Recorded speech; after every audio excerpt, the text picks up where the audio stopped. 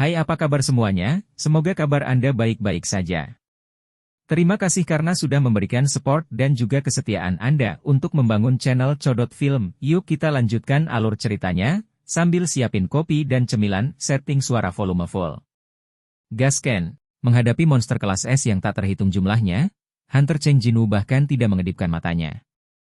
Bukankah saya melihat situasi semut di Pulau Qizhou dengan mata kepala sendiri? 039. Ya, dia adalah pria seperti itu. Orang yang membunuh semua semut dan monster adalah pria di depannya. Gudong. Zhao Zhengshu menelan seteguk air liur dengan susah payah. Dia jelas tahu kemampuan dan kesabaran Cheng Xiaowu, dan bahkan berani melamar Cheng Xiaowu bahwa dia hanya bisa mendapatkan 20% dari pendapatan. 039, yang tidak sopan adalah pihak kami. 039. Jo Jung-seo mengakui kesalahannya, dan juga mengungkapkan rasa terima kasihnya kepada Seong Jinwoo atas persyaratannya yang murah hati. Tapi terima kasih, dia memutuskan untuk membuat satu syarat lagi. Setelah lama berpikir, Zhao Zhengshu berbicara dengan hati-hati. Oke, tetapi, quote, bisakah semua monster level boss diserahkan kepada Hunter Cheng Jinwoo untuk menangani mereka? Bab 138 Invasi Warcraft. Zhao Zhengshu merasa bahwa setidaknya dia harus berjuang untuk kepentingan ini. Jika ada kerugian di ruang bawah tanah, itu sebagian besar disebabkan oleh monster level boss. Untuk meminimalkan hilangnya guildnya, Zhao Zhengshu berpikir bahwa monster tingkat boss harus diserahkan kepada Cheng Xiaoyu. Kekuatan yang ditunjukkan Cheng Jinwoo dalam insiden Pulau Qizhou dapat sepenuhnya menghancurkan monster tingkat boss sendirian. 039. Tapi Cheng Xiaoyu tidak langsung memberikan jawaban. Seiring berjalannya waktu, wajah Zhao Zhengshu menjadi semakin serius.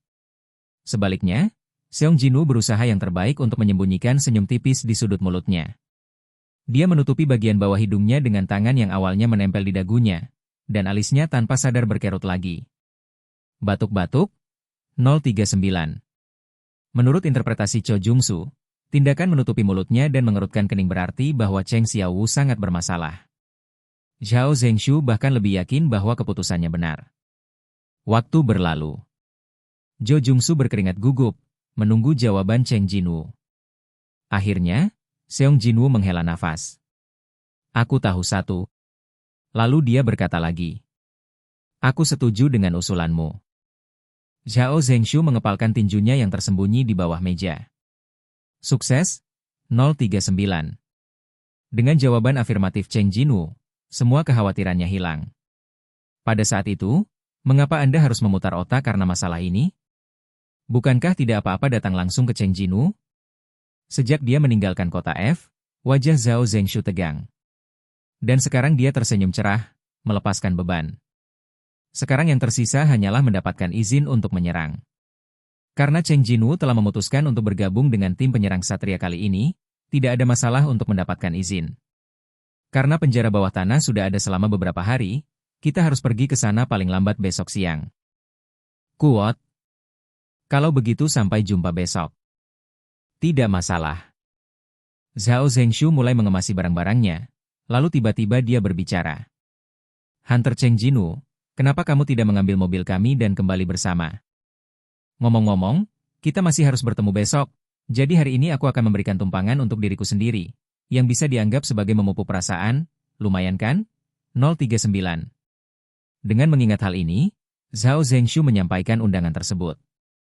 Saya akan membantu Anda memesan hotel terbaik, dan kami akan menanggung semua biaya akomodasi. Cheng Jinwoo tidak berniat membawa mobil panjang ke FCT. Lagi pula, dia hanya perlu mengubur seorang prajurit bayangan dalam bayangan Zhao Zhengshu, dan dia dapat menukarnya kapan saja. Jika Anda melakukan ini, Anda tidak akan membuang waktu di jalan, dan Anda tidak akan terlambat. Cheng Jinwoo melirik prajurit bayangan di tanah yang melebur ke dalam bayangan Jo Jung-soo, dan dia dengan santai menghindarinya ke Jo Jung-soo. Quote, tidak hari ini, aku punya sesuatu untuk dilakukan malam ini. Quote, aku tidak akan terlambat besok. Kecuali jika pemimpin ksatria sendiri akan terlambat. Saat ini. Setelah meninggalkan ruang pertemuan sebentar, Zheng Luntai, wakil presiden ksatria yang membuka pintu, berteriak ketakutan. Kakak laki-laki. Zhao Zhengshu, yang dikejutkan olehnya, juga berdiri tegak karena terkejut, dan dia tiba-tiba menoleh untuk melihat bawahannya yang agak tidak bisa diandalkan. Apa? Ada apa? Bayanganmu tadi bergerak. Dari sisi ini ke sisi itu. Setelah mendengar kata-kata ini, Zhao Zhengshu tertegun. Dia memelototi Zheng Luntai. Kuot, Luntai, apakah kamu sudah minum? Kuot? Kuot. Mungkin karena merasa suasana dibuat canggung olehnya, Zheng Luntai menutup mulutnya rapat-rapat dan mengusap ujung hidungnya dengan jari telunjuknya dengan malu. Apakah kamu minum? Baru minum 2 kaleng bir di perhentian untuk berkumur, Kak. Apakah aku memberitahumu untuk berhati-hati saat melakukan perjalanan bisnis? Maafkan aku, kakak. Jung Luntai langsung menundukkan kepalanya untuk meminta maaf kepada Cho Jung Seo, lalu menundukkan kepalanya ke arah Cheng Jinwoo. Kuot, maaf, Hunter Seong Jinwoo. Zhao Zhengshu menekan bagian belakang kepala Zheng Luntai dengan keras, dan dia juga membungkuk bersama bawahannya. Dia pria yang baik, tapi dia berbicara omong kosong ketika dia minum, dan aku minta maaf. Tidak apa-apa, terkadang bayangan juga bisa bergerak. Kuot. Tiba-tiba, ponsel Seong Jinwoo berdering. Dengung-dengung. 039, siapa itu? Nomor ponsel tidak dikenal. Aku akan menjawab teleponnya. Baiklah.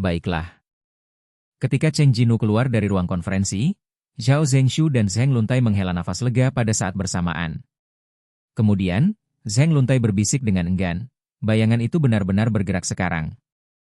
Kamu diam.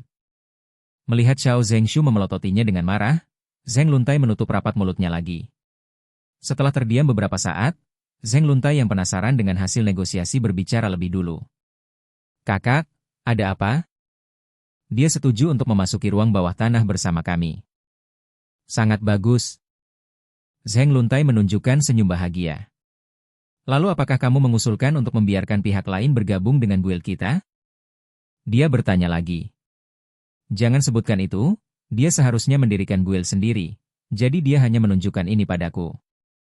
Seperti Cheng Jinwoo, Cho Jing Seo juga langsung mendorong dokumen untuk membuat daftar pelamar anggota ke Jung Yontai. Zheng Luntai terkikik. Sekarang pasar guild pemburu telah dibagi, keuntungan apa yang bisa didapat dari mendirikan guild saat ini?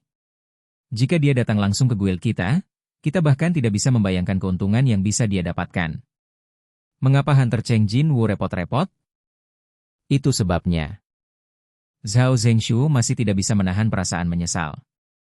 Dia mendorong daftar pelamar kembali ke tempat semula, dan pada saat ini, formulir aplikasi meluncur ke bawah. Zheng Luntai terkejut, dan buru-buru mengambil formulir lamaran. Hah? Foto gadis-gadis yang akrab ditempel di formulir pendaftaran. Batuk. Wajah Zheng Luntai langsung membeku. Kakak, apakah orang ini? Melihat Zheng Luntai yang luar biasa, Zhao Zhengshu mengangguk. Ah, ya, dia adalah wakil presiden divisi Hunter. Zheng Luntai, yang diam-diam melihat foto Cha Hein, melirik Zhao Zhengshu. Saudaraku, akankah kita melakukan penggabungan guild? Zhao Zhengshu tidak bisa menahan cemberut. Kuot, kamu nak kuot. Cheng Jinwoo yang keluar dari kantor menekan tombol jawab. Suara wanita yang akrab datang dari mikrofon. Putra. Mendengar suara itu, Cheng Jinwoo menghela nafas lega dan merasa sedikit menyesal di saat yang bersamaan. Kamu udah beli handphone belum? Ya, aku menelepon putraku begitu aku menerima telepon. Apakah aku mengganggumu? Cheng Jinwoo melirik ke arah kantor, dan tertawa terbahak-bahak. Oke guys, jangan lupa like, comment, share, and subscribe di channel Chodot Film. See you next video, PHC out and bye-bye.